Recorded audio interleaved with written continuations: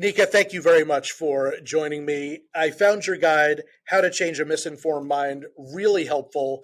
And I guess my first question is, are there types of people who are more likely to be susceptible to being misinformed or believe in conspiracy theories, or is it an equal opportunity offender? Yeah, so that's a great question because to some extent we're all susceptible simply because we all have the same kind of brain. Like we're human, we have the human brain, and the human brain is highly efficient. It's efficient to conserve energy. It takes up a lot of energy. And efficiency comes with some drawbacks, which is that we tend to jump to conclusions or we make connections between things that may not necessarily be accurate. And that leads us all down this kind of path towards this pitfall of believing things that aren't true. Now, conspiracy theories are a completely different class of things that aren't true. The findings suggest that people who believe in conspiracy theories are less likely to be altruistic. They're less likely to be inquisitive. They're more likely to be impulsive. They're also more likely to kind of break the rules to kind of get ahead or to get what they feel is they deserve. So, there is some indication that there's a type. I don't know, how, I don't know if this has been verified with further research yet, but there is some indication of that. And also, there is definitely a sense that people who believe in conspiracy theories have a conspiratorial worldview that undergirds their belief system. It's interesting to hear you say that they tend to be less inquisitive, because then one of the remedies might be, and we're going to get into this, how to help people become more inquisitive, even if that's not their natural place that they go to, and try to take some of the impulsivity away from their decision making.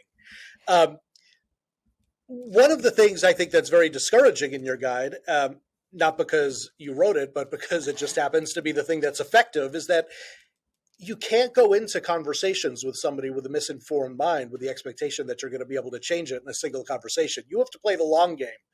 And that requires a lot of, I think more than anything, a lot of discipline and commitment, because this is something that could take months or even years. So could you talk about why it takes so long and why it's not a short-term effort? Yes. People they hold firmly to their beliefs to varying degrees, but they invest in them. And so when you challenge their belief, you're really kind of generating in them some sort of a threat response, right? Like you're challenging their worldview, and you're also challenging their perspective on what they should do to have a good life. And that threat is very real. And that's why people react the way they do when you try to, tell them the truth. They argue. They need a sense of safety. They need to feel like it's okay to believe what they believe, in order for you to sort of be there to look for those cracks to kind of, peel open with doubt, which is another issue. But that safety doesn't come from arguing or presenting facts that show them that you disagree or that they're wrong.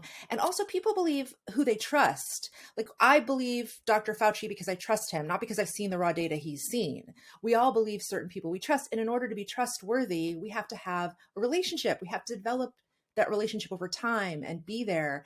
And so that's pretty much it. Trust and safety. It's the heart of that.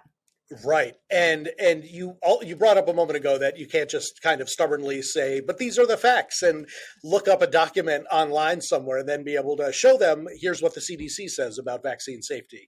Because just giving people fact isn't going to be the thing that changes their mind. You say in the guide that you change minds by expressing your point of view in a specific way and at a specific time. So if you're not there to debate facts, what are you there to do?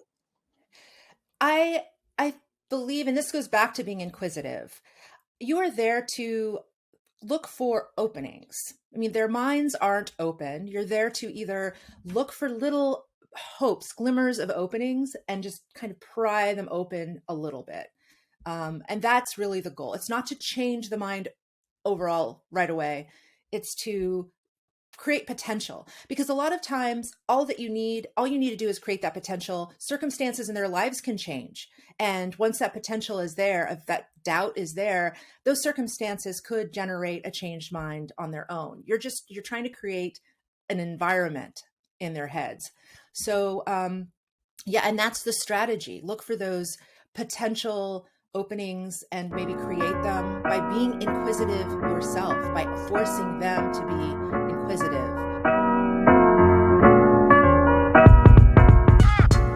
Thanks for watching this video clip of the SpeakGood Podcast. If you'd like to hear the complete episode, please check out your favorite podcast directory and subscribe now.